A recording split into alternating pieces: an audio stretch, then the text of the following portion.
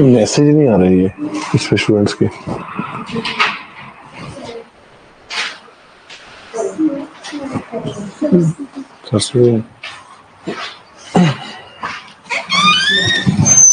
तो स्टूडेंट्स की चैट नहीं शो हो रही,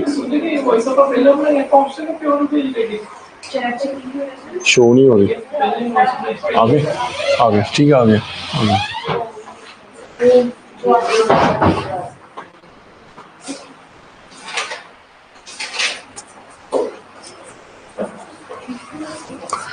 चलिए, आज का जो हमारा टॉपिक है 1857 का रिवोल्ट, और इसके साथ ही हम पढ़ेंगे 1858 का एक्ट और 1861 का एक्ट। तो ये तीन टॉपिक आज हमने कवर करने हैं, रिवोल्ट, 1858 एक्ट और 1861 एक्ट। हाँ, ज्योग्राफी थी क्लास, करंट की थी। अच्छा, बच्चे ज्योग्राफी का पूछ रहे हैं। अच्छा, चेंज हो गया, ठीक है। चलिए स्टार्ट करते हैं। 1857 का revolt. Now there is a difference between, एक होता है रिवोल्ट, एक होता है रेवोल्यूशन और एक होता है रिफॉर्म। तीन टर्म्स आती हैं, रिवोल्ट, रेवोल्यूशन और रिफॉर्म। ये बता सकता है डिफरेंस इसमें?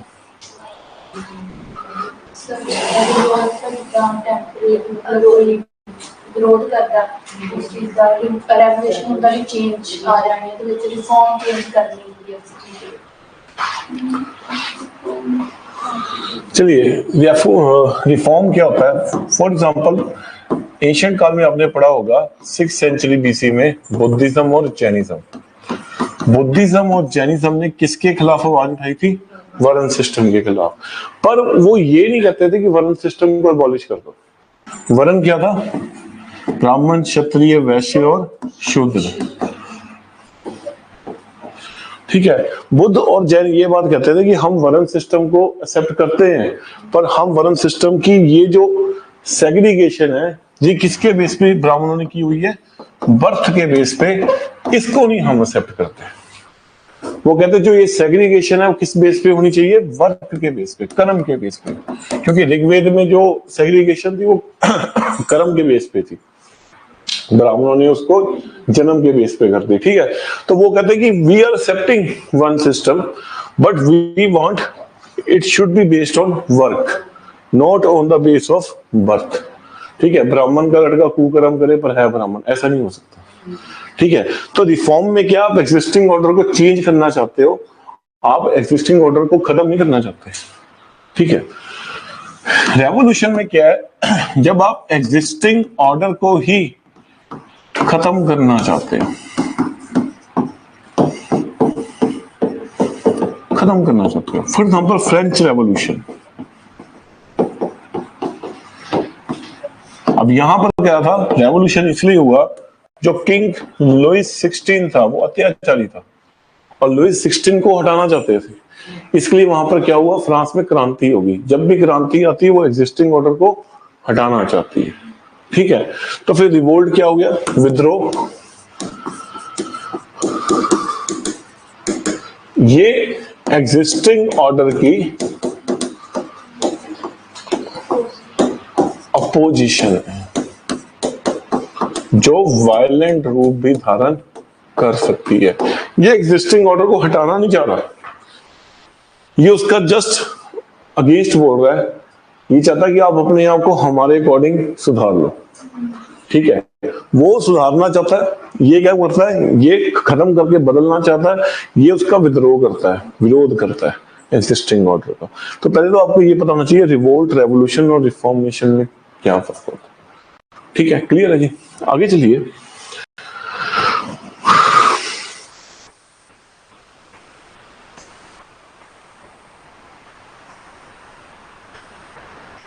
अब 1857 जो रिवोल्ट हुआ उसके बहुत सारे कारण थे।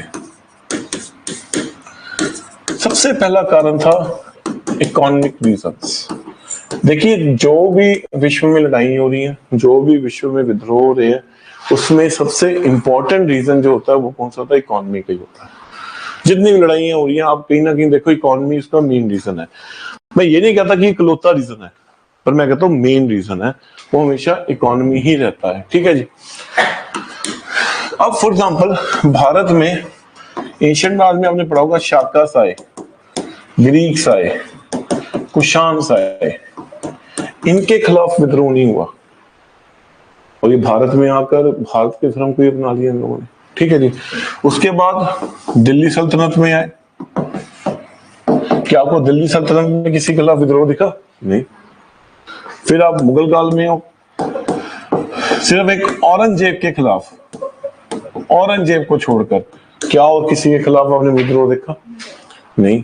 क्योंकि इसका सबसे बड़ा कारण क्या था कि जितने भी जो पहले लोग आए थे उन्होंने कभी भी भारत की इकोनॉमिक एक्सप्लॉयटेशन नहीं की थी। और विद्रोह का मेजर कारण ही यही होता है जब आप किसी देश की, किसी लोगों की इकोनॉमिक एक्सप्लॉयटेशन करते हैं। एग्जांपल हमने पढ़ा जमींदारी सिस्टम, और जमींदारी सिस्टम में हमने क्या पढ़ा था? सनसेट लॉ पढ़ा था ना। ये क्या चीज थी? ये इस तरह की थी, अगर बैंक से आपने लोन उठाया हुआ है और बैंक ने आपको बोला है महीने के अंदर लोन दे दो, नहीं तो तुम्हारी कार और बाइक उठा के ले जाएंगे। ऐसा ही सिस्टम कुछ ये था। ठीक है, महीने के अंदर आके टैक्स जमा कर दो, नहीं तो तुम्हारी जो जमीन है वो बेच देंगे, वो किसी और ठेकेदार को दे देंगे। ठीक है, तो जमींदार थे वो भी परेशान, उनकी जमीनें उठाई इन लोगों ने, लूट लिया उन लोगों को। ठीक है, दूसरा फार्मर्स परेशान। कैसे? भारत में रियायत वाली व्यवस्था लेके तो आए, पर उसका टैक्स कितना था? 50% से भी ज्यादा। हमने पढ़ा था किसानों को अपनी जमीनें किसको देनी पड़ेगी? मनी लेंडर्स को। किसान भी परेशान रो रहा है, वो भी पिट रहा है। ठीक है, फिर आर्टिशन परेशान,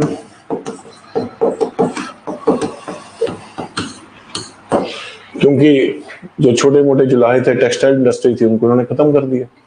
ठीक है, अब देखो ना, इनकी पावर आ गई थी। आपने पढ़ाई हुआ है बैटल ऑफ प्लासी बक्सर। भारत में अपनी पॉलिटिकल पावर आ चुकी है। ये लोग क्या करते थे? फॉर एग्जाम्पल 50 रुपए किलो रॉ कॉटन बेचते थे। किसको? किसान को। क्योंकि अब पावर तो इनके हाथ में, रिसोर्सेज के हाथ में। 50 रुपए किलो किसान को रॉ कॉटन बेचते थे और उनको कहते थे तुम क्या करो, तो हमारे लिए कपड़े बना के दो, और एक कपड़ा कितने का होगा? 20 रुपए का। अब किसान बताओ 30 रुपए अपने पल्ले से पाएगा? ठीक है, तो जितने भी जुलाहे जुले थे सब रोल दिए इन लोगों ने। ठीक है, अब वो नहीं करते थे तो ये क्या करते थे? उनको प्रेशराइज करते थे, उनकी लड़कियां उठा के ले जाते थे, उनको मारते थे, पीटते थे, पशु उठा के ले जाते थे। तो अल्टीमेटली क्या हुआ? जुलाहों ने अपने अंगूठे और उंगलियां काटनी शुरू कर दी। जब हाथ ही नहीं रहेगा तो क्या तुम तंग करोगे? ठीक है, ये भी परेशान। इसके आगे अगला सब्सिडरी अलायंस पढ़ा था आपने मैसूर वॉर में। अब सब्सिडरी अलायंस को कौन लेके आया? लॉर्ड वेलिस्ली।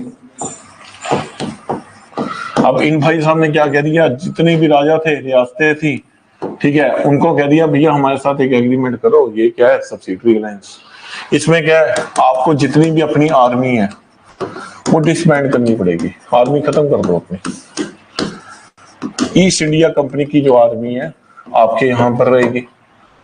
ठीक है, तीसरा, इस आर्मी का जो खर्चा है हर महीने आपको उठाना पड़ेगा। चौथा, अगर आप खर्चा नहीं उठा सकते तो कोई एग्रीकल्चर लैंड हमको दे दो जो इनका खर्चा पूरा कर सकती है। पांचवा, हमारा एक कोई भी आदमी, ईस्ट इंडिया कंपनी का कोई भी ऑफिसर आपके दरबार में रहेगा। और वो आपके दरबार में इंटरनल मैटर्स में हस्तक्षेप नहीं करेगा। दरबार में रहेगा, सुनता रहेगा। वो दरबार में कौन है? अपना एजेंट बैठा के रखा हुआ है लोगों ने, खुफिया तंत्र कि खुफिया न्यूज दो हमको सारी। ठीक है। सातवां, आपके कोई एक्सटर्नल रिलेशन नहीं रहेंगे। अगर आपने किसी फॉरेन कंट्री से बात करनी है तो आपका माध्यम क्या होगा? East India company. अगर आपने किसी इंडियन किंग के साथ कोई बात करनी है तो आपका माध्यम क्या होगा? East India company. बदले में अगर तुम्हारे खिलाफ कोई भी रिवोल्ट होता है, हम उस रिवोल्ट में आपको बचाएंगे। ये सब्सिडी लाइन्स था। ये सब्सिडी लाइन्स नहीं था, ये रस्सी से बांध के रखा हुआ था हम लोगों को। ठीक है। अब हुआ क्या? तुमने तो दाऊद की तरह हर महीने हफ्ता मांगना शुरू कर दी, पैसा दो। वही हो गया। तुमने तो अब गैंगस्टर की तरह काम किया, हर महीने जाओ और पैसा लेके आओ उनसे। तो भैया इनको भी रोना पड़ गया। अब ये सारे बंदे सबके सब इकट्ठे हो गए, वो गए मैं लुट गया, वो गए मैं लुट गया। और भारत में सबसे बड़ी प्रॉब्लम क्या है? भारत एकमात्र ऐसा देश है जहां मनी को गॉड माना जाता है। सिर्फ बात पैसे की नहीं है, पैसे को भगवान माना गया, लक्ष्मी माना गया। और लक्ष्मी किसके ऊपर सवार है? उल्लू के ऊपर। तो जिसके पास पैसा आता है उसका दिमाग भी उल्लू पर गई हुआ रहता है, आकड़ खाता है ना। ये सिंबल है उसका। और आप सोच के चलो कि भारत एकमात्र ऐसा देश जहां पैसे की पूजा करते हैं, और अमीर वो देश है जहां पैसे की पूजा नहीं करते, जहां वर्क की पूजा करते हैं। अमेरिका कोई लक्ष्मी मां को मानता है? नहीं, अपने वर्क को मानता है। अब सबसे डेवलप्ड नेशन है। ठीक है। दूसरी बात, भारत के लोगों की सबसे बड़ी प्रॉब्लम क्या है? खर्चा नहीं करते। अब जो लोग कंजूस खर्चा नहीं करते उनका तुमने पैसे उठा लिए। हम बचपन में कहते हो तेरे पापा को, पापा हमको वंडरलैंड लेके जाओ, खाना खिलाओ। तो पापा हमको कहते थे बेटा खाना वहां पर खराब है, घर का खाओ। अब समझ में आती ना पैसे का चक्कर था। अब कमाना पड़ रहा है तो पता लगता है। हमारी वाइफ ने एक दिन बोला चलो सिनेमा में लेके जाओ, और सिनेमा में लेके गए। वो 250 ग्राम का पॉपकॉर्न 600 रुपए का। तो मैं कहा 600 रुपए में तो मैं पूरा मक्की का खेत ले आऊं जितने का वो पॉपकॉर्न दे रहा है। ठीक है। और सबसे बड़ी बात क्या, बेवकूफ तो हम रहे। ठीक है। पैसे दिए, कमा कौन रहा है? शाहरुख खान। ठीक है। अब वो कटरीना के साथ रोमांस कर रहा है, मुझे थोड़ा कहेगा तुम भी आगे कर लो। हम तो बेवकूफों की तरह देख के आगे। ठीक है ना। अब इस केस में क्या है? दिवाली में पूजा करते हो, मूर्ति कहां से बनती है? चाइना से। पटाखे तुम चलाते हो, कमाता चाइना। होली में पिचकारी कहां से आती है? चाइना से। ठीक है। होली तुम फेंकते हो, कमाता वो है। ठीक है। तो भारत के लोगों की सबसे बड़ी प्रॉब्लम क्या है? भारत के लोगों से पैसा ना मांगो। तुम तो पैसा खो गए, तो नेचुरल रिवोल्ट तो होना ही होना है जो पैसे को पूछते हैं। ठीक है ना। तो ये तो भैया पैसे के पीर है, और तुमने इनसे पैसा खींच लिया। अब ये सारे इकट्ठे हो गए, ये कहते भैया हमसे भी खींच लिया, हमसे भी खींच लिया, हमसे भी खींच लिया। ठीक है। तो सबसे बड़ा रीजन क्या है? Economic reason. कोई भी लड़ाई होगी, सबसे बड़ा रीजन क्या होगा? इकोनॉमी में ये नहीं कहता कि इकोनॉमी ही रीजन है, पर इकोनॉमी सबसे बड़ा रीजन रहता ही है।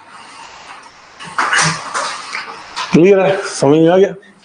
देखिए फिर आगे चले, अगला रीजन पॉलिटिकल रीजन।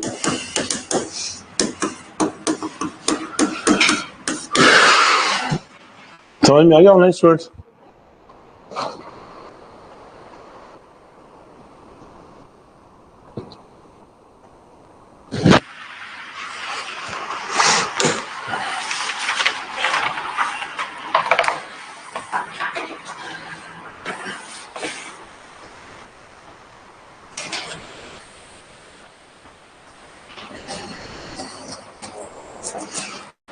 अगला रीजन जो है वो है पॉलिटिकल रीजन।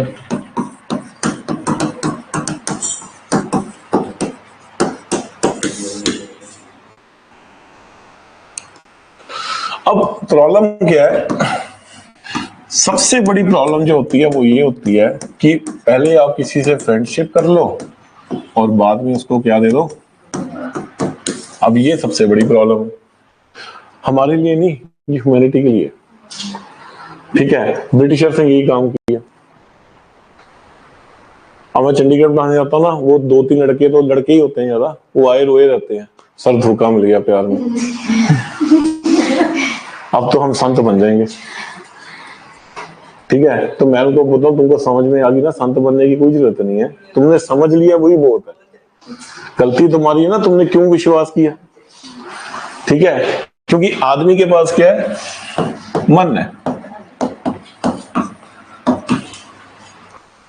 मन छलावा कर जाता है, लालच करता है ना मन ही छलावा। जानवर को कभी देखा किसी के साथ धोखा करते?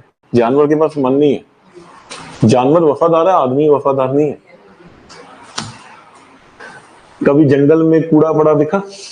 पिकनिक मनाने जाओगे फिर कूड़ा पड़ जाएगा। ठीक है ना, आदमी छलता है, क्योंकि छलिया कौन है, मन है। अब प्रॉब्लम यहां पर क्या है, अंग्रेजों का तो मन वैसे ही बड़ा चंचल था, आए वहां पे जहां काम करने थे, मन किया पूरे देश पे कब्जा कर लो। तो पहले इन्होंने क्या किया, फ्रेंडशिप्स की। ठीक है, किसके साथ, पंजाब, सिंध, पढ़े हैं ना आपने, अवध, ये तो सबसे ट्रस्टवर्दी फ्रेंड था उनका। जब तक महाराजा रणजीत सिंह जिंदा रहे बस उनके आगे पीछे घूमते थे। जैसे ही महाराजा रणजीत सिंह गए, आप देख लो 15 साल के अंदर पंजाब कैप्चर कर लिया उन्होंने। और महाराजा दलीप सिंह को उठा के कहां भेज दिया, लंदन। उनकी शादी करा दी मरिया के साथ, यू बिजी विद मरिया। ठीक है, वो भी खुश। और अंग्रेज पूरे शासन पंजाब में। ठीक है, बिट्रेल किया, पहले फ्रेंडशिप की, बाद में बिट्रेल किया। दूसरा केस सिंध। ठीक है, अब सिंध के पीछे इनको क्या प्रॉब्लम थी, सिंध की नदी। सिंध की नदी जो है वो ट्रांसपोर्टेशन के लिए बहुत इंपॉर्टेंट है, सिंधु नदी। ठीक है ना, पाकिस्तान मुल्तान से निकलती हुई कहां सिंध तक जा रही है ट्रांसपोर्टेशन की, और आपका सेंट्रल एशिया जाने का जरिया हो सकता है वो। तो चाहिए क्या थी, सिंध नदी। ठीक है, इन्होंने उनके साथ दोस्ती कर ली। जब इनको लगा अब हमारे काम के नहीं है, सिंध को कैप्चर कर लिया। अगली प्रॉब्लम अवध के साथ। भैया ये बंदा तो 1856 तक इनका दोस्त था। अब इसको बहाना बनाना था कैप्चर करने का। ठीक है, तो बहाना किसने बनाया, लॉर्ड डलहौजी ने।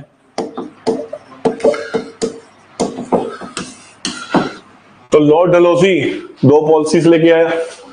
पहली पॉलिसी थी डॉक्ट्राइन ऑफ लेप्सी। अब इसमें क्या था, जिस किंगडम का अपना बायोलॉजिकल संतान नहीं है, उसकी एडॉप्टेड सन है, ठीक है, उस किंगडम को हम अंग्रेजी शासन में विलय कर देंगे। बस आप त्याग दो, आपका जो वारिस, आपका अपना वारिस नहीं है, एडॉप्ट किया हुआ है, हम उस वारिस को नहीं मानते। ठीक है, और वो जो किंगडम है वो ईस्ट इंडिया कंपनी के अंडर आ जाएगा। ठीक है, तो झांसी, जैतपुर, संभलपुर, नागपुर, तो ऐसी जितनी भी रियासतें थी उनको एक झटके में इन्होंने ईस्ट इंडिया कंपनी में डाल दिया। पूरा सर्वे करके बैठे हुए थे, उनको पता लगा 10-15 हैं ऐसे, एक झटके में कानून पास किया और लिफ्ट कर दिया, ये सब बेले। उसके बाद अब अवध में डॉक्ट्राइन ऑफ लेप्सी अप्लाई नहीं होती थी। क्यों? क्योंकि अवध के राजे का अपना बेटा था, अब उसको भी तो कैप्चर करना था ना। ठीक है, तो एक बहाना बनाया गया। अब अवध का राजा कौन था, वाजिद अली शाह।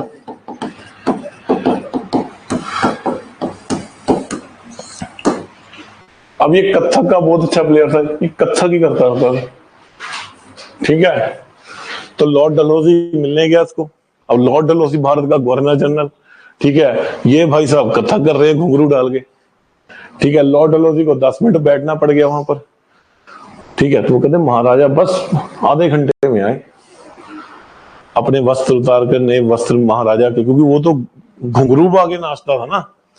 लॉर्ड डलहौजी को मौका मिल गया और उसने क्या कह दिया, अवध एक इंडिपेंडेंट राज्य जो का है ही नहीं, अवध में क्या मिस गवर्नेंस, और जिस राजे को ये नहीं पता मेरी प्रजा क्या कर रही है, खुद नाची जा रहा, गाई जा रहा है। जिस राजे को ये नहीं पता कि गवर्नर जनरल बाहर बैठा हुआ है, बैठा भावे 5 मिनट के लिए। इंदिरा गांधी को तो 8 घंटे बैठाया था हम लोगों ने, ये तो 5 मिनट बैठ के आ गया। और उसने क्या बोला, अवध जो है राजा के लायक ही नहीं है, और बहाना बनाया, अवध को भी उसने पकड़ लिया। तो मिस गवर्नेंस का टैग लगाया और अवध और बाकी जितने भी किंगडम से सारे के सारे किसने विलय कर लिए, ईस्ट इंडिया।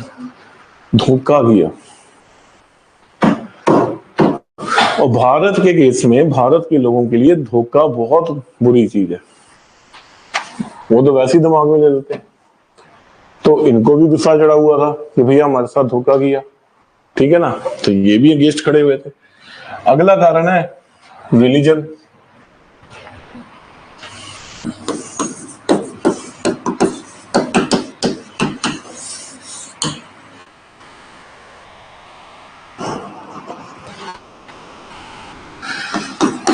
अब देखो,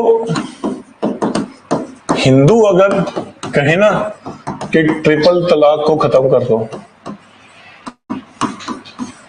मुसलमानों को बहुत प्रॉब्लम होती है इस चीज से।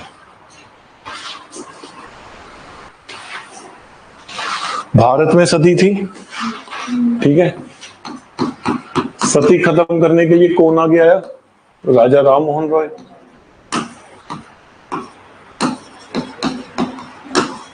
और उन्होंने विलियम बेंटिंग के साथ मिलकर सती को एबॉलिश कर दिया।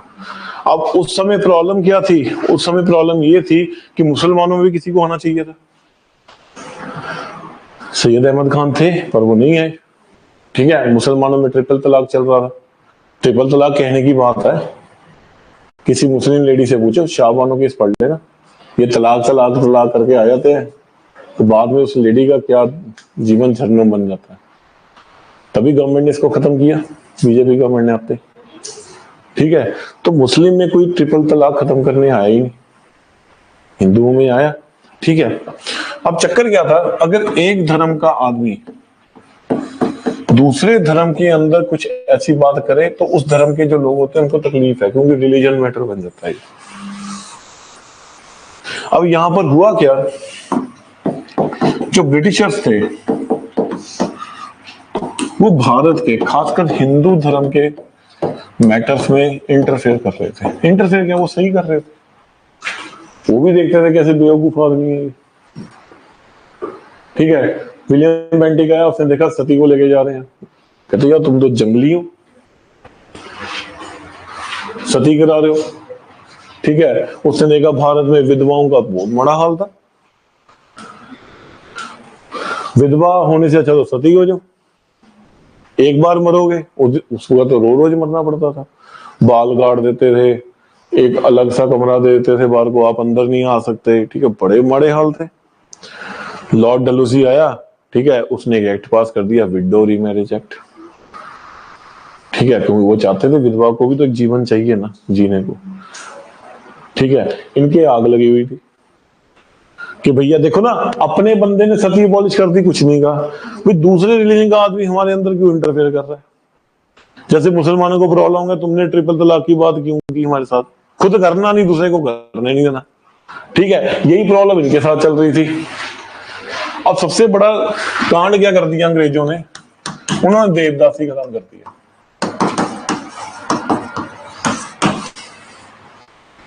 अब देवदासी सिस्टम क्या है, कभी कभी कोई जो प्रथा शुरू होती है अच्छे के लिए शुरू होती है, उसका ही बुरा बना देते हैं, ठीक है। मीरा देवदासी थी, वो देवदासी का मतलब क्या होता है, अपना सारा जो जीवन है किसके लिए समर्पण कर देना, भगवान के लिए समर्पण कर देना, अच्छे के लिए है। विमेन सेंट्स मिली हैं आपको भक्ति मूवमेंट में, ठीक है ना। अब इन्होंने देवदासी को किस तरीके से चल रहा है, इनकी भी बात भी सुन लो। ये क्या करते थे, 4-5 पंडित थे, वो चल जाते थे बाजार में, ठीक है। 1-2 जमींदार होते थे, बस बाजार में जाना, जहां पर भी इनको 12-13 साल की सुंदर लड़की मिल जाती थी, उसको जाके तिलक लगा देते, चल भी तू देवदासी बन गई। जो एंशिएंट देवदासी सिस्टम था, वहां पर जो लड़की देवदासी बनती थी वो अपनी विल से बनती थी।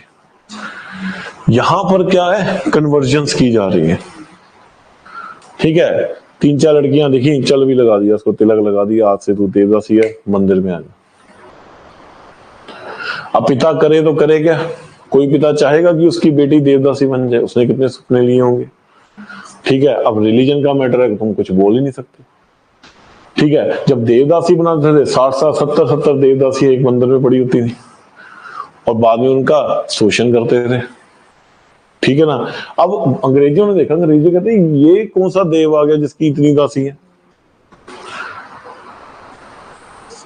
भगवान तो भैया, भगवान का और ह्यूमन का रिलेशन तो एक चाइल्ड और फादर का है, क्योंकि बाइबल तो यही मानती है ना। ईसा मसीह ने तो खुद भी ये बात बोली है कि मैं तो सन हूं। ठीक है भाई, चाइल्ड का रिलेशन फादर का रिलेशन है। ये केड़ी देवदासी का नवा सिस्टम पटारा खोल दिया तुमने। और अंग्रेजों ने क्या किया, देवदासी खत्म कर दी। इनको आग लग गई कि भाई हमारे रिलीजन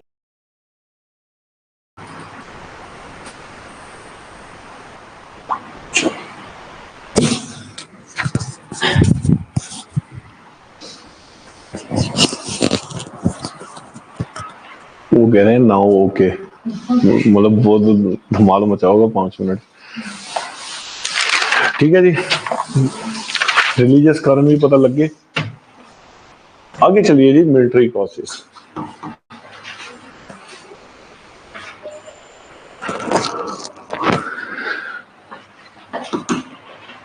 अब सपोज करो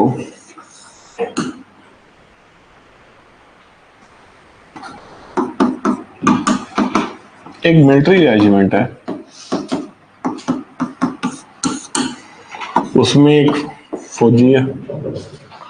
ठीक है, अब फौजी की शादी है। ठीक है, उसने अपने सार्जेंट को बोला कि सर मेरी शादी है, मुझे जाने दो। सार्जेंट ने कहा भैया ऐसा है, शादी करने जाना है, जाओ घूंघट का देख लेना और वापस आ जाना, क्योंकि हमारे यहाँ पर शादी से ज्यादा सबसे इंपॉर्टेंट क्या है, लड़ाई है। आप ईस्ट इंडिया कंपनी की सेना में हो, अब इस बंदे का हाल क्या होगा बताओ। शादी की, फेरे लिए, बस लड़की देखी, घूंघट से वापस आ गया कि भैया सार्जेंट ने हमको कहा है कि लड़ने जाना। तो छुट्टी नहीं मिलती थी। और इसके अंदर ज्यादा सैनिक कौन थे, भारत के थे, क्योंकि भारत के सैनिक सस्ते मिलेंगे आपको। अंग्रेज थोड़ा लेके आओगे वहां से, वो तो लेबर महंगी पड़ गई। ठीक है, उनको छुट्टी दे के राजी नहीं। फिर वो कहते थे सर देखो वाइफ वहां पर है, तो कम से कम चिट्ठी तो लिख दे, एक चिट्ठी लिख देने दो। तो चिट्ठी के ऊपर उन्होंने क्या किया, पोस्टल सर्विस एक्ट लगा दिया कि सैनिक अगर कोई चिट्ठी अपने घर भेजता है उसके ऊपर भी टैक्स लगेगा। या वाइफ कोई चिट्ठी अपने पति के लिए भेज रही है, उसके ऊपर भी टैक्स लगेगा। वो कहता यार एक तो मिलने नहीं देते, ऊपर से चिट्ठी भी नहीं लिखने देते। ठीक है, अब ये बंदा तो वैसे ही चरमरा गया। ठीक है, अब चलो उसके मन में ये है कि कोई बात नहीं, 6 महीने बाद छुट्टी मिल जाएगी तब चल जाएंगे। उसके बाद एक्ट लेके आ गए, जनरल सर्विस एनलिस्टमेंट एक्ट। अब ये एक्ट क्या है, सिपाही को बोला देखो भैया ईस्ट इंडिया कंपनी सिर्फ भारत में नहीं है, ये बाकी जगह भी है। हमने बर्मा भी जीता, सिंध भी जीता, अफगान में भी हम गए, चाहे पिट के आगे। ठीक है, तिब्बत में भी गए। तो आप हमसे बॉन्ड कर लो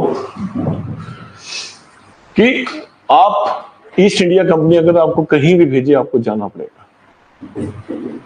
ठीक है, एक तो नई शादी, ऊपर से चिट्ठी भी नहीं लिखने दे रहे।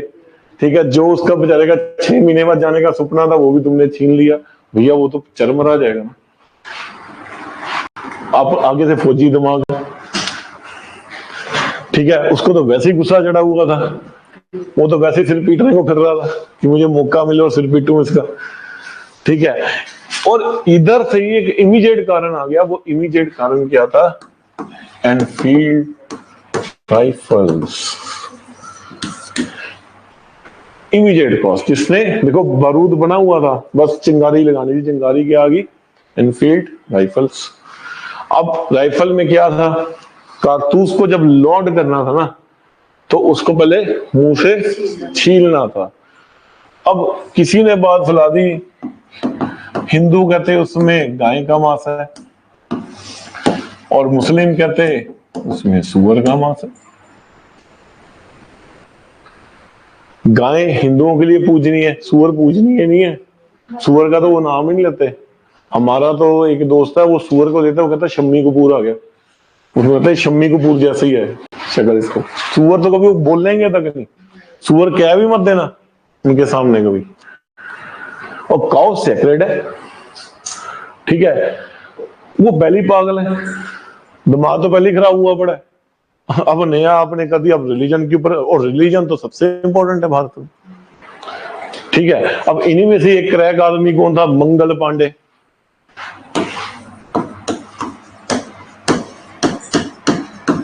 तो इसकी पोस्टिंग कहां थी? बैरकपुर, वेस्ट बंगाल, ठीक है। ये चीजें तो बेचारे के साथ हो ही गई थी,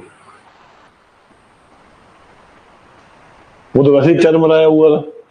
ऊपर से कह दिया कि एनफील्ड राइफल दिलाओ। अब वो कौन है? पांडे, पांडे साहब। पांडे जी कौन है? ब्राह्मण।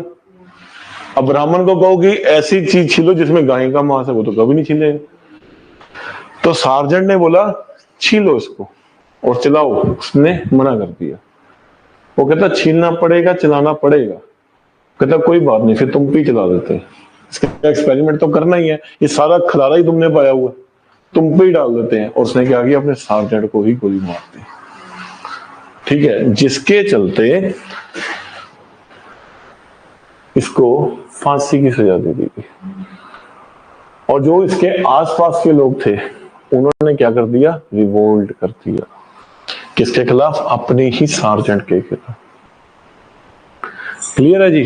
तो रिवोल्ट यहां से शुरू हुआ, आहिस्ता आहिस्ता आहिस्ता 10-15 दिन तक मेरठ में जो रेजिमेंट थी उसको भी ये बात पता लग गई कि भैया ऐसे इस कारतूस के अंदर क्या है? सुअर का और गाय का मांस है, ठीक है। और उनको भी पता लगा कि मंगल पांडे की वहां शहीदी हुई है। तो इन्होंने भी क्या कर दिया? अपने ऑफिसर के खिलाफ रिवोल्ट करना शुरू कर दिया। और यहां से जो रिवोल्ट था प्रॉपर तरीके से स्टार्ट हो चुका था, ठीक है। अब ये जो थे इन्होंने क्या किया? यमुना नदी को पार किया, सीधा कहां चले गए? लाल किला। अब लाल किला में चचा जान बैठे हुए हैं, बहादुर शाह जफर, ठीक है, चचा ही हैं वो भी, ठीक है। तो आराम से हुक्का लगा रहे थे और कविताएं लिख रहे थे, मुगल बादशाह, ठीक है। तो उन्होंने बोला चाचा जी कोई काम कर लो, ठीक है, कोई काम आ जाओ देश के, ठीक है। अब हमने रिवोल्ट कर दिया, हमको एक लीडर चाहिए, और वो लीडर तो आप ही हो, ठीक है। तो आपको हम डिक्लेयर करते हैं कि आप भारत के क्या हो? बादशाह हो, और इस लड़ाई में हम इन लोगों को बाहर निकाल देंगे, ठीक है जी। चलिए, जितने भी विद्रोही थे, चाहे हिंदू चाहे मुसलमान, सब ने बहादुर शाह जफर इसको क्या डिक्लेयर कर दिया? किंग। किसी ने ये नहीं देखा मैं हिंदू हूं, क्रिश्चियन हूं, मुसलमान हूं, पारसी हूं, सबने कहा कि हमारा राजा कौन है। क्योंकि ये शतरंज की गेम है ना, जब तक राजा तब तक ये तुमको किसी को तो बिठाना पड़ेगा ना, ठीक है जी। और यहां से विद्रोह शुरू हो गया, विद्रोह फैलता गया। झांसी रानी लक्ष्मीबाई, क्यों? क्योंकि यहां पर डॉक्ट्राइन ऑफ लेप्सी लगाई गई थी, ठीक है। उनका जो पुत्र था वो बेसिकली गोद लिया हुआ था, और डलहौजी ने तो लगा दिया डॉक्ट्राइन ऑफ लेप्सी, तो उनका किंगडम छीन लिया गया था, इसलिए वो अपने किंगडम को वापस लेना चाहती थी, ठीक है। उनको मौका मिला और उन्होंने भी विद्रोह शुरू कर दिया। बिहार, कुंवर ब्रिजेश कादेर, कुंवर ब्रिजेश कादेर,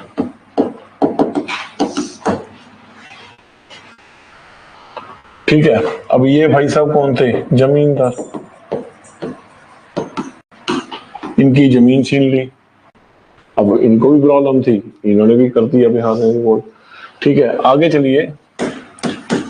बनारस प्लस इलाहाबाद का एरिया, यहां पर किसने रिवोल्ट किया? पेशवा नाना साहेब प्लस उनका सोल्जर तांतिया तोपे। अब इनको क्या प्रॉब्लम थी? अब ये थे पेशवा बाजीराव टू के बेटे, ठीक है, एडॉप्टेड सन। ठीक है जी, पेशवा बाजीराव टू आपने पढ़ा होगा, थर्ड एंग्लो मराठा वार, उसको हराकर कहां पर भेज दिया था? कानपुर में। ठीक है, और कानपुर में जो कानपुर इलाहाबाद बनारस जितना भी रीजन था वहां पर ही बैठे थे। उनके बाद कौन आ गया? इनका बेटा आ गया। बेटा कौन था? एडॉप्टेड था, और उसको पेंशन लगी हुई थी। जैसे ही डॉक्ट्रिन ऑफ लेप्सी आया, उन्होंने सारी किंगडम्स को कोलैप्स कर दिया। उन्होंने की पेंशन भी बंद कर दी थी।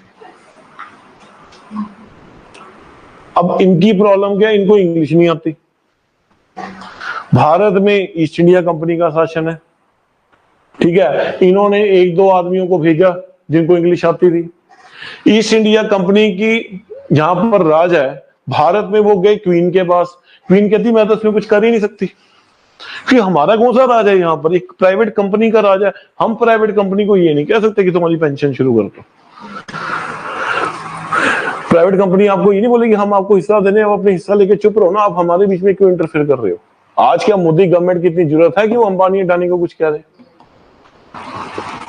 फाइनेंसर हो भैया उनके, ये नहीं कह सकते। इतना बड़ा कारा हुआ पड़ा है अमेरिका में, उसके खिलाफ पर्चा हुआ पड़ा है अडानी के खिलाफ। मजाल है, इन्होंने अपनी इकोनॉमिक चेंजेस कर दिए, अपनी ओपन कर दी मार्केट सिर्फ अडानी को बचाने के लिए। आज कैलिफोर्निया का एप्पल जो है वो 100 रुपए के 2 हैं। अब जो उनकी पॉलिसी पास हुई है ना, जितना 250 रुपए किलो आपका हिमाचल का एप्पल है, उतना ही कैलिफोर्निया का एप्पल आएगा। तो बताओ यहां पर इन लोगों को कौन पूछेगा?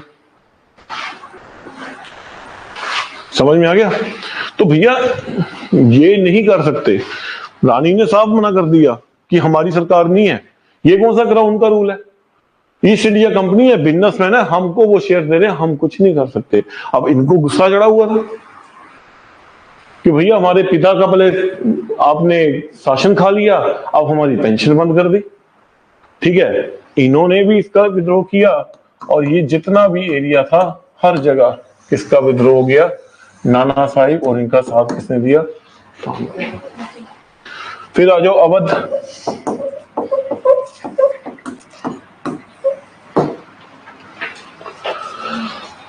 अवध की रानी बेगम हजरत महल,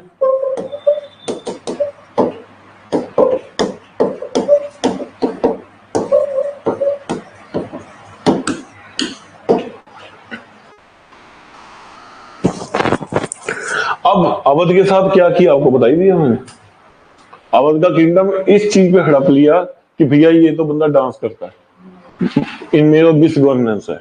ठीक है, अब नेचुरली बात है भाई, उसकी रानी तो अपने बेटे के लिए हक लड़ेगी ना। क्योंकि मैंने आपको क्या बताया, अवध के केस में क्या था, जो बच्चा था वो बायोलॉजिकल सन था। ठीक है, उसको वो ले नहीं सकते थे, उसको दूसरे तरीके से ले लिया कि भैया मैं गवर्नर जनरल मिलने गया, राजा वाज डांसिंग द कथक। ठीक है, मिस गवर्नेंस, उठा लो कर लो अंदर। अब उसको भी प्रॉब्लम थी, उसने भी रिवोल्ट कर दिया। इस तरह भारत के हर हिस्से में, नियरली नॉर्थ इंडिया में रिवोल्ट होना शुरू हो गया। पर रिवोल्ट मात्र 1 साल के अंदर ही खत्म कर दिया गया। अब 1 साल के अंदर खत्म क्यों किया गया? पहली बात, रिवोल्ट जो था पूरे भारत को नहीं अपने साइड कर पाया। साउथ इंडिया में रिवोल्ट नहीं है, नॉर्थ ईस्ट इंडिया में रिवोल्ट नहीं है, डेक्कन इंडिया में रिवोल्ट नहीं है, सबसे बड़ी बात हमारे पंजाब में रिवोल्ट नहीं है। क्योंकि जो पंजाब का राजा था, पटियाला की रियासत, वो उनका दोस्त था, और उसको गिफ्ट भी मिला था बाद में, Punjab university. 1857 revolt, Punjab university 1890, gift दिया था उसको उन्होंने। सबसे पुरानी यूनिवर्सिटी है पंजाब यूनिवर्सिटी। राजा ने ठोक के बोला था कि तुम्हारे यहाँ विद्रोह हुआ, हमने विद्रोह नहीं होने दिया, तुम्हारा साथ दिया था, क्या दोगे हमको? कहते क्या चाहते हो? Education, Punjab university. फिर राजा ने कहा मैं खुश नहीं हूं, और क्या चाहिए? Medical college, CMC Ludhiana, bargaining हुई थी उन लोगों की। तो पहली बात यह है कि पूरा भारत में ये रिवोल्ट नहीं था, ठीक है। दूसरी बात, पंजाब जैसी जो रियासतें थी उन्होंने अंग्रेजों का साथ दिया अपने बेनिफिट के लिए इस रिवोल्ट को दबाने की, जैसे पंजाब के पटियाला रियासत ने किया, जिसको उस समय पेप्सू भी कहा जाता था, ठीक है। बदले में आपको क्या मिला? बदले में आपको PU मिली और CMC मिला। तीसरी बात, जो रिवोल्ट में भारतीय वेपन यूज कर रहे थे वो आउटडेटेड थे, आउटडेटेड वेपन्स। उनके पास क्या है? उनके पास बंदूकें हैं भैया, तोपे हैं, बारूद है, गोले हैं। तुम्हारे पास क्या है? लाठी है, डंडा है, तलवार है। इसका कोई मैच है? इसका कोई मैच नहीं है। आपने हारना ही था। सिर्फ नारे लगाने से कुछ नहीं होता, जय शिवाजी, पल्ले भी कुछ होना चाहिए, ठीक है। लाठियों से आप लड़ाई नहीं कर सकते, आउटडेटेड है। चौथा सबसे प्रॉब्लम क्या थी कि कुछ गद्दार भी बैठे हुए थे जिनको ईस्ट इंडिया कंपनी ने खरीद लिया था, ठीक है, और जिनकी हेल्प से उन्होंने इस रिवोल्ट को खत्म करवा दिया। एग्जाम्पल,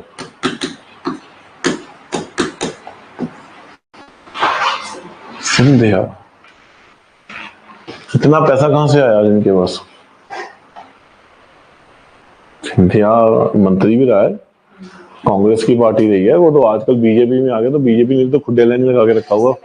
हाँ, उसके फादर आपके CM भी रहे हैं। ये ज्योतिराव सिंधिया आपकी ये एक रानी जो है राजस्थान की भी रही है, वो भी रही है, CM रही है। गुहाना का जो MP का एरिया बुंदेलखंड का, सारे इनकी वोट बैंक है। इनके बाद इतनी बड़ी रियासत कहां से आ गई भाई? ठीक है, तुम लोग थे वहां पर आपको उनका सपोर्ट था ना। कैसे? सिंधिया ने कैसे हेल्प की? सिंधिया ने, क्योंकि सिंधिया जो था वो मराठा था और रानी लक्ष्मीबाई जो थी वो भी मराठा थी, रिश्तेदार थे आपस में। रानी लक्ष्मीबाई को असाइलम दिया और रात को फोन कर दिया, रानी यहां पर है, मार दो। जब रानी को पता लगा, रानी तो बेचारी अपने बच्चे को लेकर भागी वहां से फटाफट, और आगे युद्ध हुआ, उस युद्ध में मारी गई, ठीक है। फिर दूसरा आदमी जो इसने मरवाया,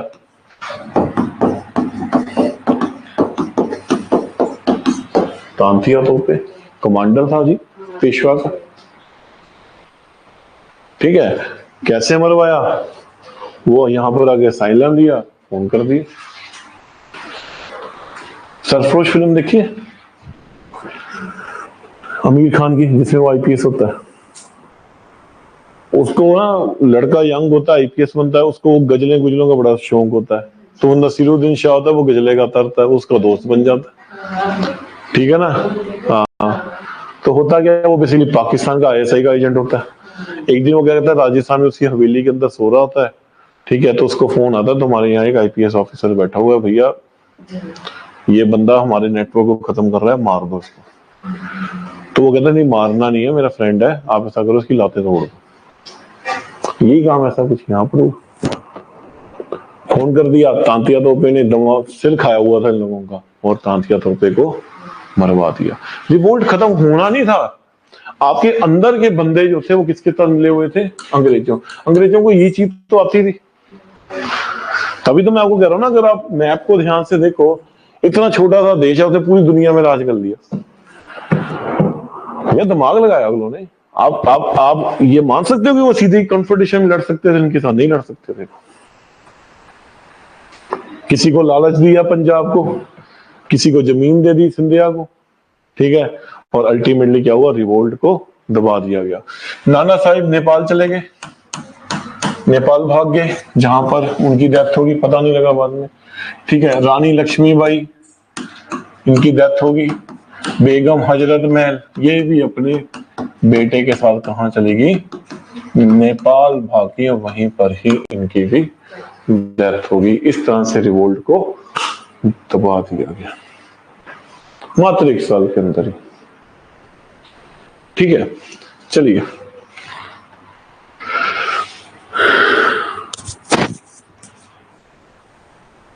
आवाज कम आ रही है, आ रही है आवाज अब?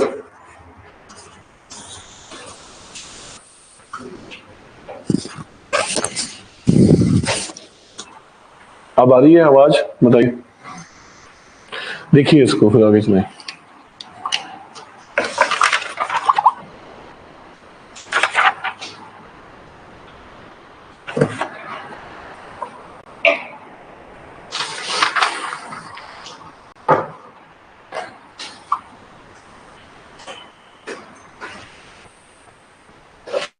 चलिए अब 1857 रिवोल्ट का सबसे बड़ा आउटकम क्या रहा?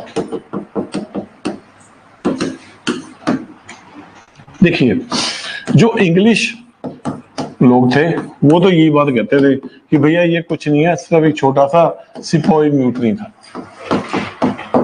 कुछ नहीं, 2-4 सिपाही थे, खिजे पड़े थे, उनकी शादी शुरू हुई, हमने भेजा नहीं उन लोगों को, गुस्सा चढ़ा हुआ था, उन्होंने एक अद्धे सार्जेंट को ठोक दिया, बस आगे कुछ नहीं था। ये उनकी मजबूरी थी, ये कहना उनकी मजबूरी थी, क्योंकि अगर वो ये कह देते कि ये सारे का सारा प्लान्ड रिवोल्ट था तो उनके ऊपर एक क्वेश्चन मार्क था कि भैया तुम्हारे खिलाफ रिवोल्ट हो क्यों गया, तुम्हारी पॉलिसीज में कहीं ना कहीं दिक्कत है।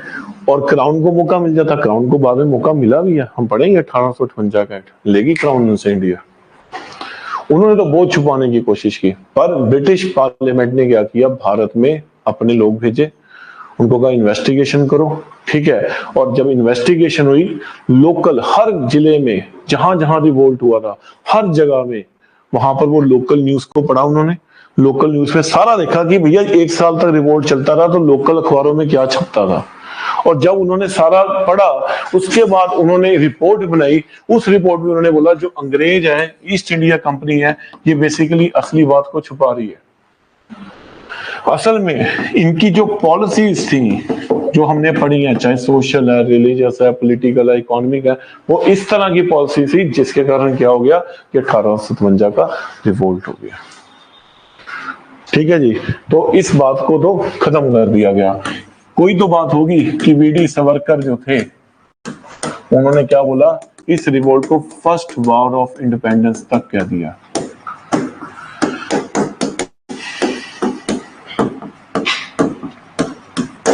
First war of independence, clear है? चलिए, अब दुनिया में 2 टाइप के लोग हैं, एक जिनकी 2 आंखें हैं और एक जिनकी 3 आंखें। अब आप लोग 3 आंखें वाले कौन आ गए?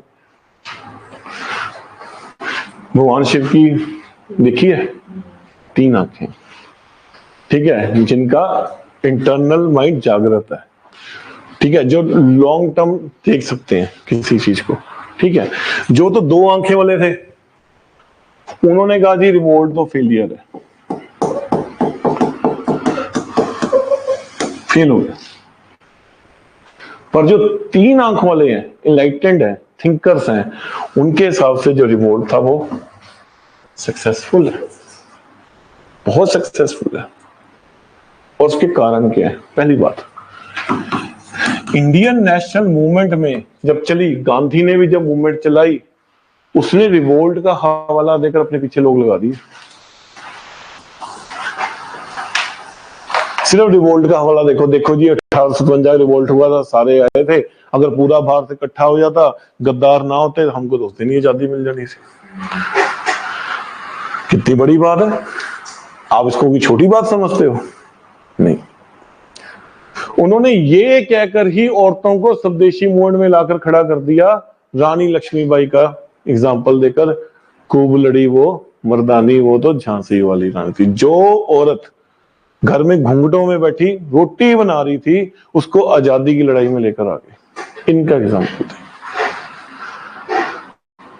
तो शॉर्ट टर्म अगर आप देखोगे ना कुछ नहीं था, पर अगर लॉन्ग टर्म इंपैक्ट देखोगे बहुत जबरदस्त इंपैक्ट था इसका। आपको फ्रीडम स्ट्रगल में हेल्प मिला इसका बहुत ज्यादा। आज भी औरत को बोलो तुम झांसी वाली रानी हो, तुमको बताइए घोड़े में चढ़कर तलवार निकालकर दिखा देगी अपनी चंडी का रूप क्या होता है। बताओ तो सही, रानी लक्ष्मीबाई की फोटो दिखाओ तो सही। साइकोलॉजिकली बहुत लंबा इंपैक्ट था इसका, ठीक है। तीसरा सबसे बड़ा इंपैक्ट क्या था?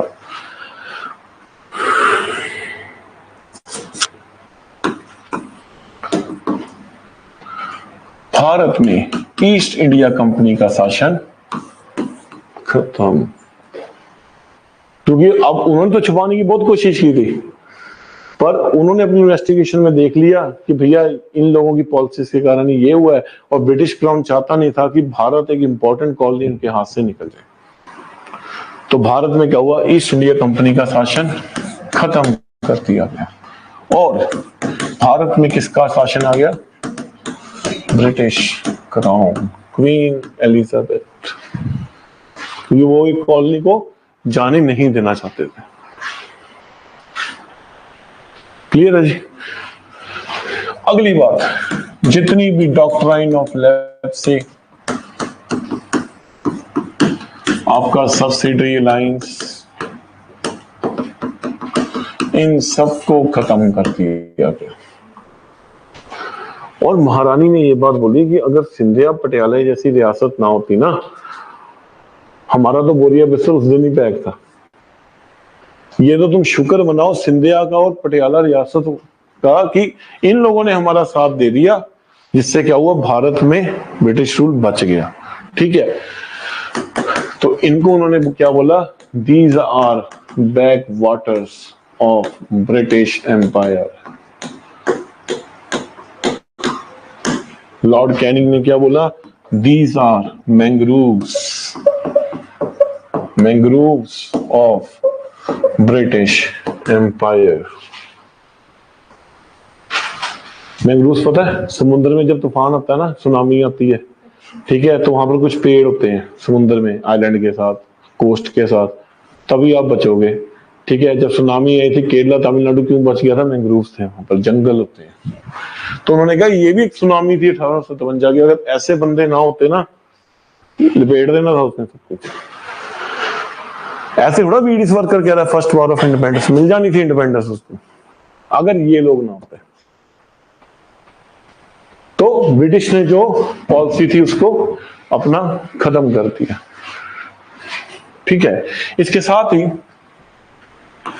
सबसे इंपॉर्टेंट इफेक्ट क्या आया? भारत में एक नई क्लास का उद्भव हुआ जिसका नाम क्या था? Middle educated class. Middle class आई जिनको एजुकेशन मिली, उन्होंने लॉ की पढ़ाई की, डॉक्टरी की पढ़ाई की, पॉलिटिकल एजुकेशन किया, आईसीएस में भी गए। ठीक है, और बाद में इन लोगों को क्या बोला गया? ये बहुत बड़ी डेवलपमेंट है, ये बहुत बड़ी डेवलपमेंट है, अब इसको हल्के में मत लेके चलना। ऐसी क्लास जो अंग्रेजी पढ़ाई करके आ रही है, अब बताओ ऐसी क्लास कभी ब्रिटिशर्स के अंगेज जाएगी? नहीं। अंग्रेजी पढ़ाई किन्होंने कराई? ब्रिटिशर्स ने कराई। देखो जी, सारा कंसेप्ट ना यूटिलिटी का है।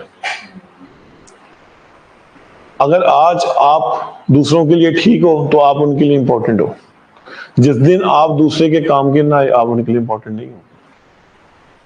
सारा प्रोसेस दुनिया में जो चल रहा है वो यूटिलिटी का, ठीक है ना।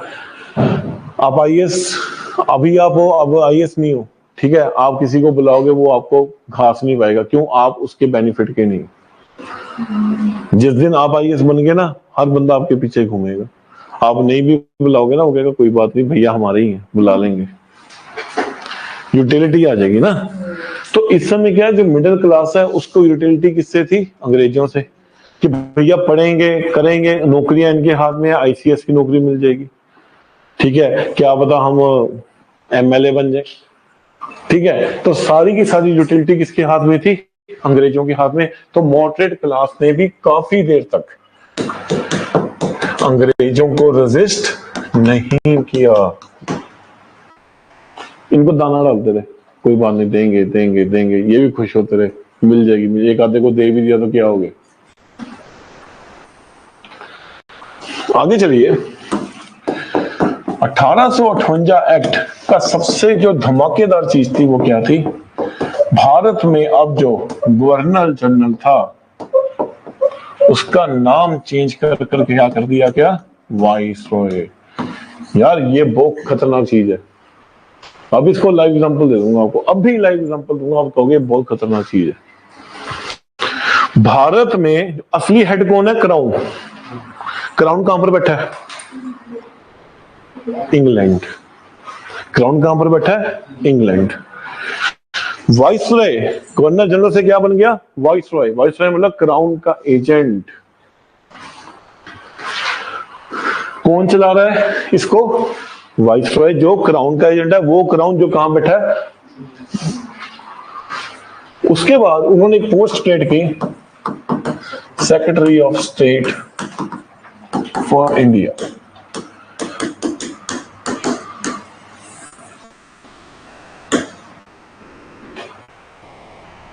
और ये ब्रिटिश पार्लियामेंट का मेंबर था।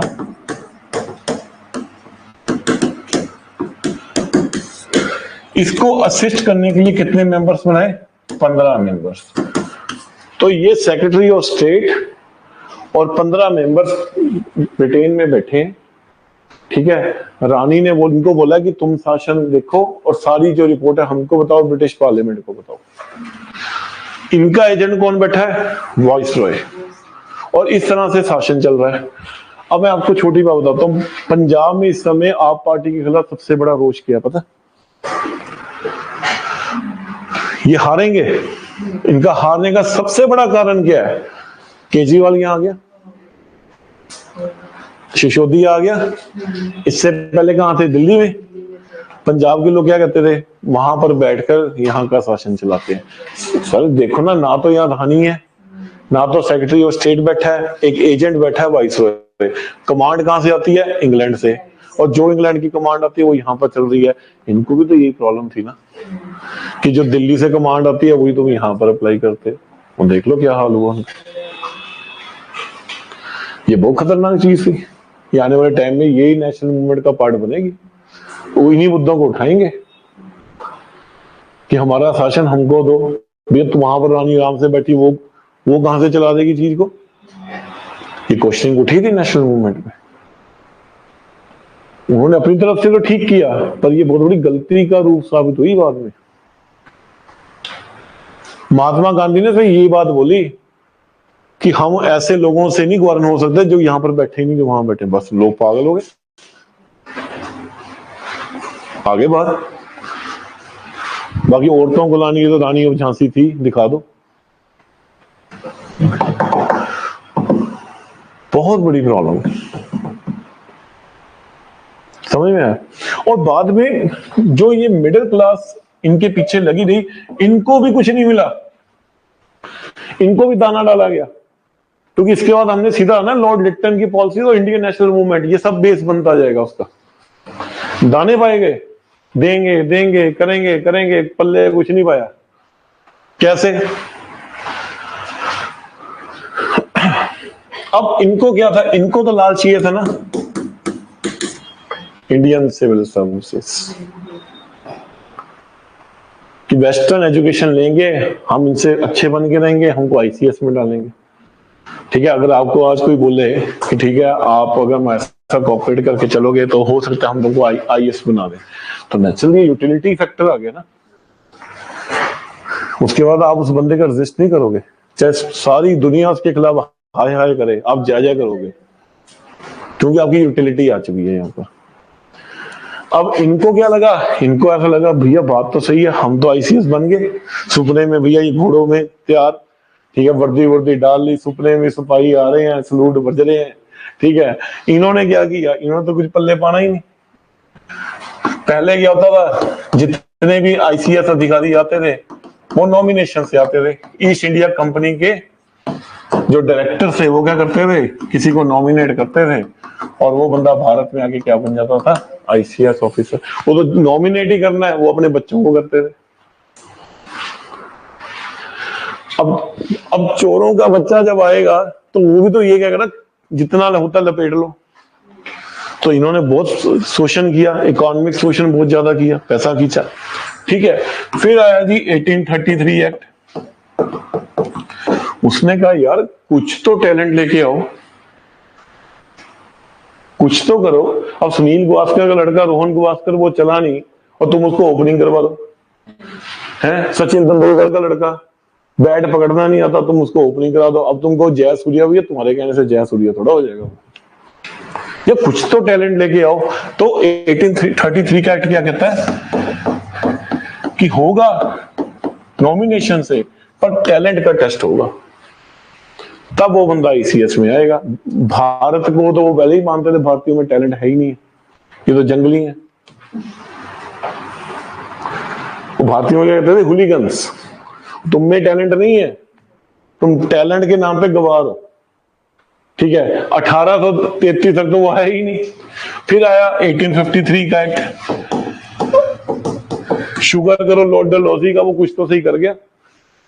इसने क्या कर दिया, भारत में ओपन कंपटीशन ला गई कि आईसीएस में जो लोग भी आएंगे अब किससे आएंगे, ओपन कंपटीशन से। ठीक है, बाद में रिवोल्ट हो गया। 1858 के एक्ट ने क्या बोला, रानी कहती देखो भैया सब मेरे बच्चे हैं, तो मैं इसी चीज को आगे लेके चाहूंगी, ओपन कंपटीशन के हिसाब से हम टेस्ट लेंगे और भारतीयों को भी मौका देंगे कि आप भी आईसीएस में हो, हम देखना चाहते हैं आपको सलूट पड़े। इन्होंने कहा ले भाई बात बन गई, रानी की जय जयकार। ठीक है, अब कंडीशन देखो ना क्या है पेपर की।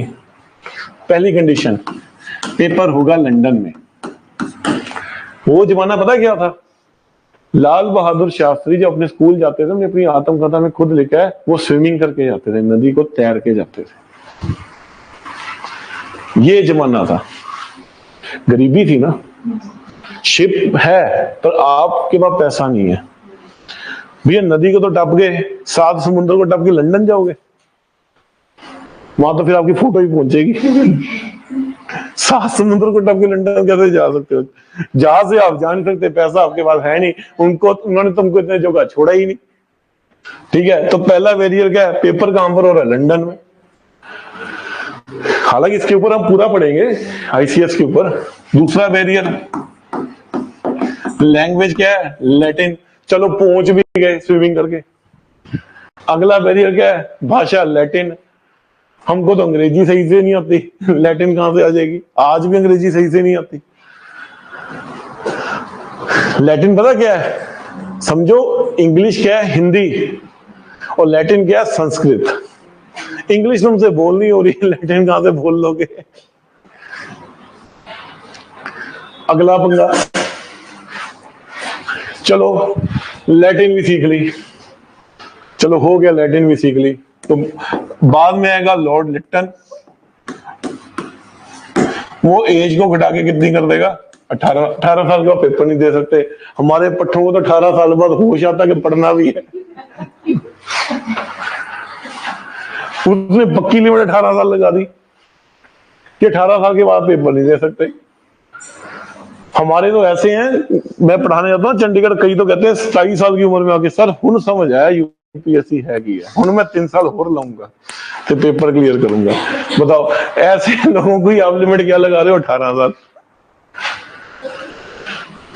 तो मॉडरेट्स जो थे इनको भी समझ में आ गया कि भैया ये कीजिए क्या है, 10 दाने हैं, पल्ले कुछ नहीं पड़ा। तभी भारत में क्या हुआ, इसके साथ ही पॉलिटिकल पार्टीज का फॉर्मेशन होनी शुरू हो गई।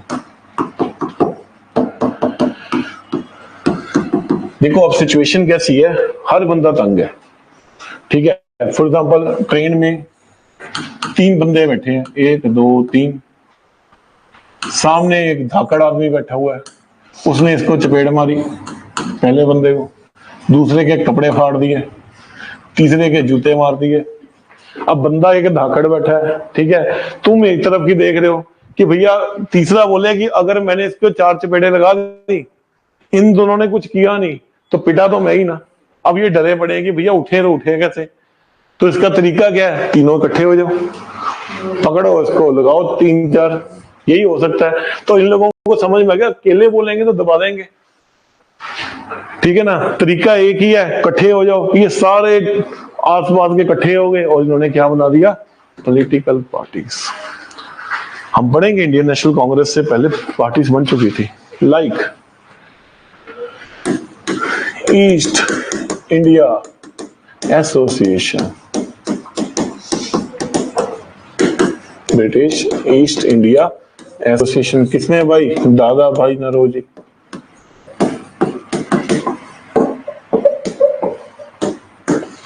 तो ये कहां जाते थे? इंग्लैंड जाते थे, वहां पर कहते थे देखो जी हमारा क्या हाल कर दिया। लोगों को कहते आप इनसे पूछते थे आप करने क्या जा रहे हो? हम अंग्रेजों को जागृत करने जा रहे हैं कि आपके लोगों ने हमारा देखो क्या हाल कर दिया, आप उन पे प्रेशर करो ताकि वो यहां से चले जाएं और हमको हमारी लाइफ छोड़ दें। बताओ इससे बड़ी बेवकूफी क्या है? कोई इससे बड़ी बेवकूफ? पर जागृत करने जा रहे हैं। भारत की तो सबसे बड़ी प्रॉब्लम ही यही है। भारत में यही तो प्रॉब्लम है, खुद जागृत होते नहीं, दूसरे को जागृत करते हैं। अब भारत की ही ग्रंथों में मेनका आती है, अप्सराएं आती हैं। कभी अमेरिका के ग्रंथ में पढ़ा कोई अप्सरा आई है? मैक्स मिलर ने जब आर्यंस का शोध किया था ना, उसने आर्यंस के ऊपर बहुत लिखा था, ठीक है। उसने कहा था यार इंडिया में ही सारी मोहिनी कामिनी सब आती हैं, फिर जर्मनी में क्यों नहीं आती? और उसने ये भी प्रूव किया था कि भारत और सेंट्रल एशिया के लोग हैं, जर्मन से आए। क्यों? वो लगाता था ना हिटलर नाजीज्म का टैग लगाता था। तो उसने पढ़ा कि जितने भी सारी हैं अफसर वो इंडिया में लैंड करती हैं, उनको कोई और कंट्री मिली नहीं लैंड करने को। इसका सबसे बड़ा ज्ञान क्या है? क्योंकि हमारे जो बंदे थे ना पिछले जिन्होंने लिखे हैं, यहां पर यह पाठ पढ़ाया गया है कि औरत अगर साइड पे रहेगी तभी हमको साल्वेशन मिलेगा। ये हमारे ध्यान को खत्म कर देती है। बुद्ध ने भी तो ये किया था ना, औरत को नहीं आने दिया था ना। वो तो बाद में आने दिया तो बाद में बॉर्डर बढ़ गया। आनंद के कहने पे आने दिया था, वो नहीं आने देना चाहते थे। ये भारत में सबसे बड़ी प्रॉब्लम है, ठीक है ना। अब ऐसे बंदे जो औरतों को देखेंगे नहीं और जंगलों में जाकर बैठ जाएंगे, जब वो ध्यान लगाएंगे उनको तो कामनियां दिखेंगी, तभी उनकी कामनियां यहां लैंड करती है, अमेरिका में नहीं करती। औरत को ना भेजने का बहुत बड़ा कारण था, ठीक है। और जो औरत है ना उसमें विजडम बहुत ज्यादा है, हर चीज का लॉजिक है। जो विमेन है ना उसमें त्याग बहुत है। जिसमें त्याग ज्यादा ना, जो देना चाहती है, तो उसके अंदर विजडम भी बहुत जल्दी होती है। औरत को परमात्मा जल्दी मिलता है, ठीक है। अब इस्लाम में भी मस्जिदों में नहीं जाने देते ज्यादा, ठीक है। मठों में नहीं जाने देते। हिंदू धर्म में कुछ ऐसे मंदिर हैं जहां नहीं जाने देते, ठीक है। क्यों नहीं जाने देते? भी उनको तो पता है इनको तो परमात्मा मिल जाएगा, जो ये है इनका क्या होगा? अब ये वहां समाधि लगा के बैठे हैं, औरत आई है छन छन छन छन आवाज, इनकी तो समाधि टूट गई। सही बात है गलत बात है? इसलिए नहीं जाने देते, ठीक है। तो ये सबसे बड़ी प्रॉब्लम भारत में है कि आप दूसरों को जाके समझा रहे हो कि भैया अपने लोगों को बोलो कि यहां से चले। भैया ऐसा कभी हुआ आज तक? तो आप इस समय क्या देखोगे? एसोसिएशंस देखोगे, ठीक है। तो पर जो मर्जी बोलो आप, वीडी सावरकर ने बहुत सही बात बोली थी कि 1857 के रिवोल्ट ने ग्राउंड तो बनाया था, क्लियर है। और इसी का एक आउटकम क्या आया? 1861 का एक्ट, 1861 का एक्ट। चलिए 1861 का एक्ट बहुत इंपॉर्टेंट है। उस समय भारत का जो वाइसरॉय था वो कौन था? Lord Canning.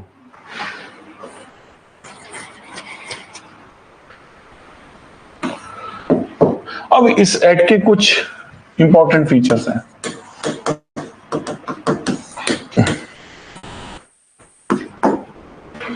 पहला, भारत के अंदर प्रॉपर एक लेजिस्लेचर का एस्टेब्लिशमेंट होती है। आज के समय क्या है आपका? लोकसभा, राज्यसभा, कुछ ऐसी लेजिस्लेचर की पहली बार यहां पर स्थापना होती है, ठीक है। अब इस लेजिस्लेचर में टोटल कितने लोग थे? 12। आज के समय कितने हैं? आई थिंक 545 कितने कुछ है, या 535 है शायद, इतने कुछ है, ठीक है। उस समय कितने थे?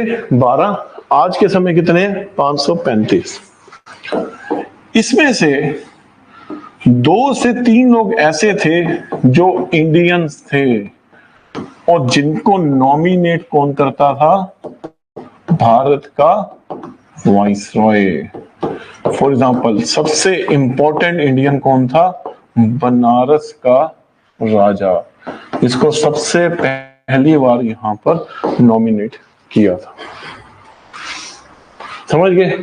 अब आपकी नजर में क्या चीज है? अच्छी चीज है? आप तो ये देखो, कोई भी लेमैन बोलेगा वो तो ये कहना अच्छी चीज है कि आपने भारत के लोगों को मौका दिया कि वो लेजिस्लेचर में आए, कानून बनेंगे, ठीक है, उनके ऊपर बात करेंगे। पल्ले तो कुछ नहीं है, 2 बंदे कोई जाके पहाड़ नहीं फोड़ सकते, पर ये है कि चलो कुछ तो आपने रिप्रेजेंटेशन दी। ये 2 बंदे पता कौन थे? जिनको इंग्लिश का इल कुक्कड़ नहीं आता था, इंग्लिश का ई भी नहीं आता था।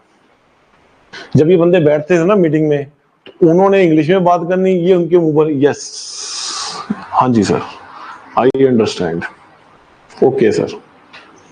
उन्होंने कहना let's do voting, Indian are idiots, yes sir. Indian are hooligan, yes sir. जंगली हैं, यस सर।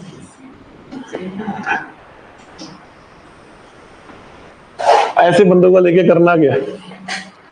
जिनको यही नहीं पता कि इंग्लिश में वो बोल क्या रहे हैं, तो ये तो है नहीं है, एक बराबर है। तो इनको कहना Maharaja of Banaras please sign on this law, yes sir. लगा देंगे अंगूठा, अंगूठा छाप। आपने रिप्रेजेंटेशन तो दी, आपने उन लोगों को दी जिनको कख नहीं आता, ना तो उनको ये पता, सारी उम्र उन्होंने जनता को सप्रेस किया, उनको कुछ नहीं पता तुम आपस में क्या बातें कर रहे हो। अब महाराष्ट्र की विधानसभा अगर बोले कि हमने बिहारियों को यहां पर रख देना, हुड़दंग मच जाएगा वहां पर। लिटरली बता रहा हूं, अगर महाराष्ट्र की विधानसभा कहते ना कि बिहारियों को ज्यादा सीटें देनी है, और बिहारी तो आगे आईएएस है, उन्होंने तो हिला देनी है। अब समझ में आया लीडर ज्यादा क्यों अनपढ़ पार्टियां रखती हैं, उनको बस वोटिंग के लिए रखा हुआ है, यस सर कर देंगे, कर देंगे, ठीक है, पढ़ा लिखा आ गया वो तो आंदोलन कर देगा आगे। तो हमको इसी का कोई बेनिफिट नहीं हुआ। कम से कम अगर आज 535 लोग हैं, वो कुछ तो बात बोलते हैं जनता की, वो इतना ही कहते हैं चलो खड्डे पड़े, खड्डे में पैचिंग वर्क करा दो चन्नी की तरह। उससे पूछा तूने क्या किया, कहता मैंने पैचिंग करवाया। चलो इतना तो कराया, ये तो जोगे भी नहीं है। तो टेक्निकली रिप्रेजेंटेशन तो है, पर इफेक्टिव रिप्रेजेंटेशन नहीं है, ठीक है। दूसरा इंपॉर्टेंट पार्ट, प्रोटोफोलियो सिस्टम। अब प्रोटोफोलियो सिस्टम क्या है कि जैसे आज प्रधानमंत्री हैं, उन्होंने क्या हुआ, मंत्रियों को डिपार्टमेंट्स बांट दिए, होम मिनिस्ट्री, लॉ मिनिस्ट्री, ठीक है, डिफेंस मिनिस्ट्री, फाइनेंस मिनिस्ट्री, इसको हम क्या कहते हैं, प्रोटोफोलियो सिस्टम। अब इसका भारत को फायदा नहीं हुआ ना, ये जो 2 धुआंधर बैठे थे इनके पल्ले तो कुछ ना आया। तो इन्होंने बोला सर हमको भी मिनिस्टर बनाओ, वो कहते थे go first and learn the English, पहले जाओ और अंग्रेजी को सीख के आओ। Raja of Banaras tell me are you fool, yes sir. उसको तो यस सर ही आता करना बस, ठीक है, जाओ पहले अंग्रेजी तो सीख के आओ, दे देंगे। प्रोटोफोलियो सिस्टम का हमको बेनिफिट नहीं आया, ठीक है। तीसरा, इसी एक्ट के द्वारा भारत में कानूनों की कोडिफिकेशन हुई। जो आपके आईपीसी, सीआरपीसी, ये जितने भी कानून हैं, इस एक्ट के द्वारा उसकी कोडिफाई किया गया, ठीक है। और आप देखेंगे हाई कोर्ट्स की भी स्थापना हुई, बॉम्बे, मद्रास, कैलकाटा। तो इसका मतलब क्या हुआ कि इससे पहले कानून कैसे चल रहा था? अगर कोडिफिकेशन अब हो रही है, हाई कोर्ट की स्थापना अब हो रही है, तो फिर कानून चला कौन रहा था? 1833 एक्ट में गवर्नर जनरल एग्जीक्यूटिव काउंसिल में एक आदमी बिठाया गया था जिसका नाम क्या था? लॉ मेंबर, और बहुत ही शातिर आदमी था जिसका नाम क्या था? सर मैक्यूली। ये अब तक ये चलाता था कानून, लॉ मेंबर, अब लॉ मेंबर को एक जस्ट पोस्ट दे दी गई। कानून कैसे चलेगा? कोडिफिकेशन किया गया कानून को, और इसके अप्लाई करने के लिए आपको क्या दिया उन्होंने? कोर्स बना दिए। क्लियर है जी? तीसरी चीज वो क्या लेके आए? ऑर्डिनेंस। ऑर्डिनेंस सिस्टम क्या है? अगर आपने पॉलिटी पढ़ी है तो भारत में क्या कि जब सेशन नहीं चल रहा होता और कोई कानून बनाने की जरूरत पड़ जाए तो राष्ट्रपति के पास पावर है, वो क्या करता है? टेम्पररी कानून बना देता है, इसको हम क्या कहते हैं? ऑर्डिनेंस। बाद में पार्लियामेंट जब आती है वो देखती है, अगर तो कानून ठीक है तो पास कर देती है, अगर कानून ठीक नहीं है तो उसको रिजेक्ट कर देती है। इसको कहते हैं डेमोक्रेसी। अब यहां पर हमको कोई फायदा बेनिफिट नहीं है ना, जब तक तो ये 12 बंदे नहीं बैठे, वेकेशन चल रही है, कोई पंगा पड़ गया, वाइस रॉय क्या करता था? फटाफट ऑर्डिनेंस बना देता था। अब भैया उसको रजिस्ट करने वाला कौन है? तुम्हारे तो बंदे दो अनपढ़ गवार है जिनको इंग्लिश ही नहीं आती।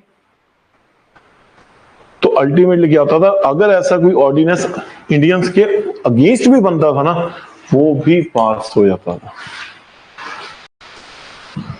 क्योंकि है नहीं ना कोई वहां पर उसको रजिस्ट करने वाला। तो टेक्निकली अगर आप देखो तो अंग्रेज पता क्या बोलेंगे? देखो हमने तुमको वहां बैठा दिया, हमने तुम्हारा इतना कर दिया, देखो हमने तुमको आईसीएस दे दी। भैया तुम बैरियर्स भी तो देखो क्या है। ठीक है, तो ये क्या था? एक फोबिये थे, बस शो कर रहे थे वो आपको कि भैया हम आपको दे रहे हैं। टेक्निकल खोखला था सब कुछ, और यही बाद में कारण बनेगा राइज ऑफ नेशनलिज्म का। हम अगली क्लास में पढ़ेंगे लिप्टन की पॉलिसीज और नेशनलिज्म के क्या कारण थे भारत में।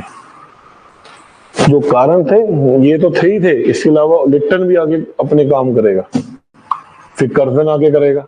ठीक है, इनके कारण, इन्हीं एक्ट्स के कारण भारत में नेशनलिज्म बाद में आ गया। क्लियर है? आई होप समझ आ गया होगा आज आपको। ठीक है जी, चलिए, thank you. Thank you ji.